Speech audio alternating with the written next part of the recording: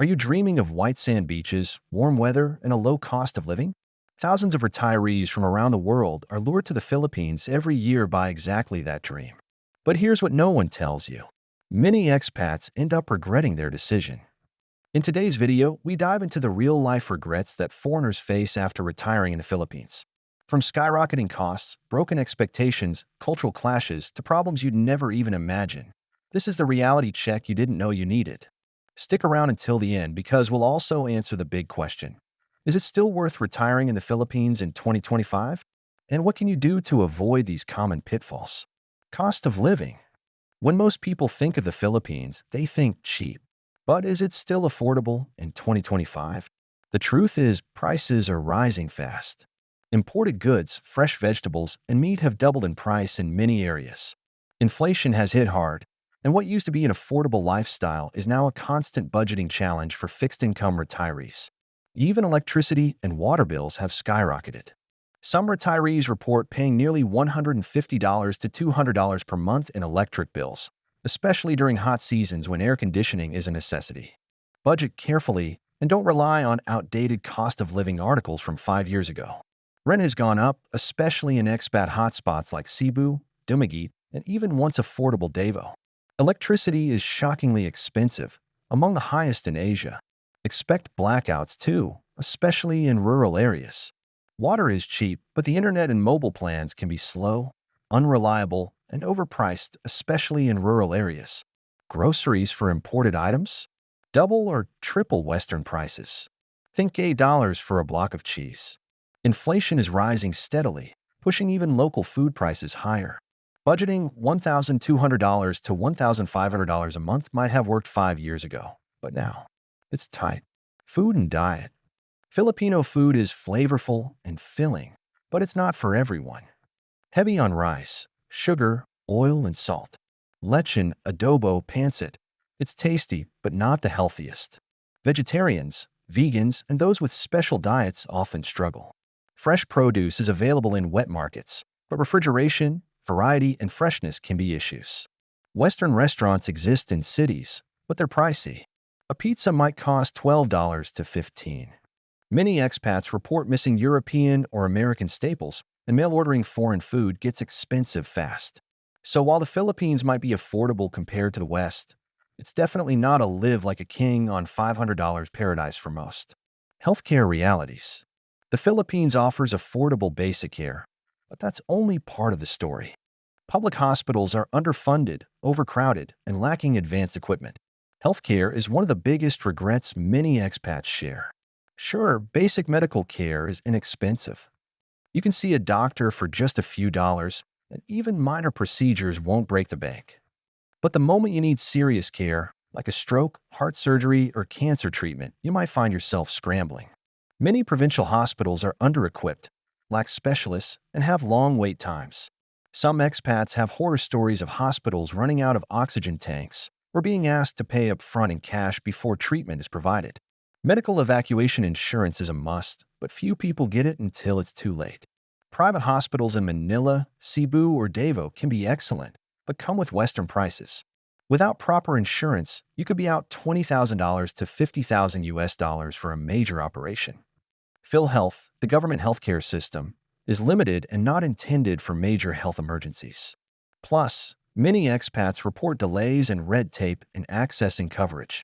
And if you're planning to age in place, think hard. What happens if you're alone and need assisted care?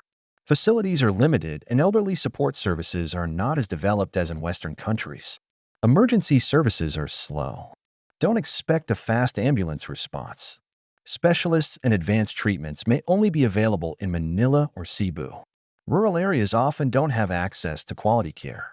Culture and integration. The people are warm and friendly, but culture shock is real. Filipino time means being late is common. This frustrates many Westerners. Direct communication is rare. People may say yes when they mean no. Social hierarchy and family ties are strong. Expect indirectness and politeness over confrontation. Making deep local friendships takes time.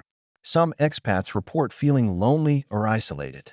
If you don't speak Tagalog or the regional language, you'll miss deeper integration. Visa complications and legal headaches. Visas are another headache. The Philippines does not offer a true retirement visa for most Westerners without jumping through some hoops. You'll likely enter on a 30-day tourist visa, which can be extended in 29-day or 2-month increments, up to 36 months total, before needing to exit and restart the clock. But frequent visits to the Bureau of Immigration and changing rules can be exhausting. The Special Resident Retirees Visa (SRRV) sounds ideal, but requires a deposit of $10,000 to $50,000 depending on your age and pension status. And not everyone qualifies. Some expats have overstayed unintentionally due to confusion or missed paperwork and faced fines, blacklisting, or deportation. And here's something many overlook: you cannot own land in the Philippines as a foreigner.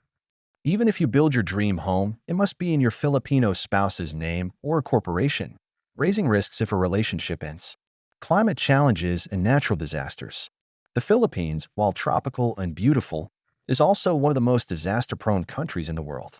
Typhoons, flooding, and earthquakes are a part of life. Many expats come expecting year-round paradise, only to be caught off guard by the ferocity of typhoon season. From June to November, powerful storms regularly batter the country, causing power outages, destroyed roads, and damaged homes. Flooding can become a serious issue, especially in urban areas like Metro Manila or Cebu City, where drainage infrastructure is often outdated. Landslides in hilly or mountainous provinces can also displace residents or isolate communities for days. Expats living in coastal or low-lying areas must consider the long-term impact of sea level rise due to climate change. Many retirees have seen their dream homes flooded multiple times. Insurance is not always reliable or sufficient. Infrastructure and transportation was. Daily life in the Philippines can be complicated by inadequate infrastructure. Public transport is often chaotic and poorly regulated. Jeepneys and tricycles are iconic but inefficient, uncomfortable, and slow. Traffic congestion, especially in cities like Manila, is among the worst in the world. Commutes that should take 15 minutes often stretch into hours.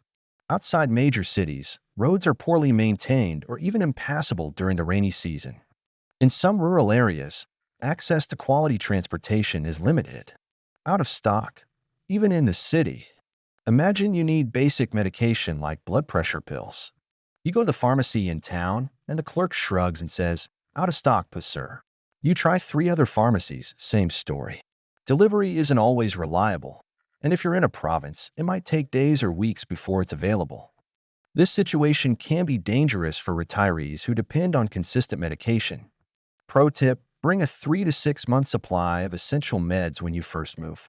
Find a reliable online pharmacy or visit bigger cities for restocks. The construction nightmare, poor workmanship, and costly fixes. You found your dream lot in a peaceful province, and now it's time to build your tropical home. You hire a local contractor recommended by your partner's cousin. The price seems reasonable, much lower than what you'd pay back home.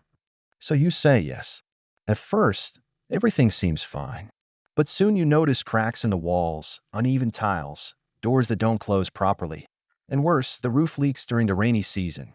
You realize corners were cut, cheap materials were used, and the workers were unskilled or unsupervised. By the time you try to fix it, you've already paid 80% of the contract. Now you're forced to bring in a second team to redo what should have been done right the first time, doubling your construction budget and stretching the project from 6 months to over a year. You're the bank now. You might start noticing your Filipino partner's family asking for help, medical bills, school fees, or just a little support. If you say yes once, it may become expected. This isn't always malicious, it's cultural, but it can drain your savings quickly. Pro tip: set financial boundaries early. Support out of choice, not obligation. Can you trust your partner 100%? You've built a life together, even put property in her name. Then something changes. A dispute happens. You realize you have no legal ownership, and her family isn't on your side. It's rare, but it happens. Pro tip: consider prenups or legal consultations about usufruct rights or long-term leases. Protect your investment, and don't mix love with legal assumptions. If you found this helpful, make sure to like, subscribe, and hit the bell so you don't miss our next deep dive into real expat life in Asia. And let me know in the comments, what's your biggest concern about retiring in the Philippines? Let's keep this conversation real.